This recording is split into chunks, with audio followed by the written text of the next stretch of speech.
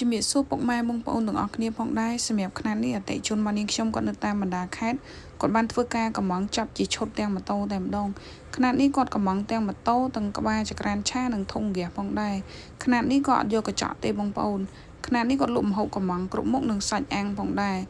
មានបទរូបភាពជូនគាត់មកស្អាតតែម្ដងហើយខាងក្រោយយើងប្រើជាប្រភេទចក្រានអាំងសាច់ខាងក្រោយធុងហ្គាសខាងមុខចក្រានឆាខាងក្នុងផងដែរសម្រាប់ចក្រានអាំងសាច់ធំតលាយអាំងសាច់បានច្រើនមែនតែនងាយស្រួលលក់ងាយស្រួលចល័តបន្លាស់ទីជីដើរលក់ផងដែរម៉ូតូជាម៉ូតូដែលយើងអូសពីឃ្លាំងផ្ទាល់តែម្ដងសម្រាប់ពុកម៉ែបងប្អូនដែលគាត់មានម៉ូតូហើយអាចធ្វើការកំងតែរទេះក៏បានអាចធ្វើការកំងចាប់ជាឈុតដូចបងស្រីបានសម្រាប់ព័ត៌មានលម្អិតពុកម៉ែបងប្អូនអាចឆាតចូលទៅក្នុង page ឬតាក់ទងបានតាមរយៈលេខទូរស័ព្ទដែលនាងខ្ញុំដាក់ខាងលើវីដេអូឬ Telegram 0962296969សម្រាប់ទីតាំងនៅភ្នំពេញសាណាំស្កៅ location នេះខ្ញុំដាក់ខាងលើវីដេអូដូចគ្នាមិនថាពុកម៉ែបងប្អូននៅភ្នំពេញតាមបណ្ដាខេត្តស្រឡាញ់អាចធ្វើការកំងបាន25ខេត្តក្រុងធានាគុណភាពនិងទំនុកចិត្តអរគុណ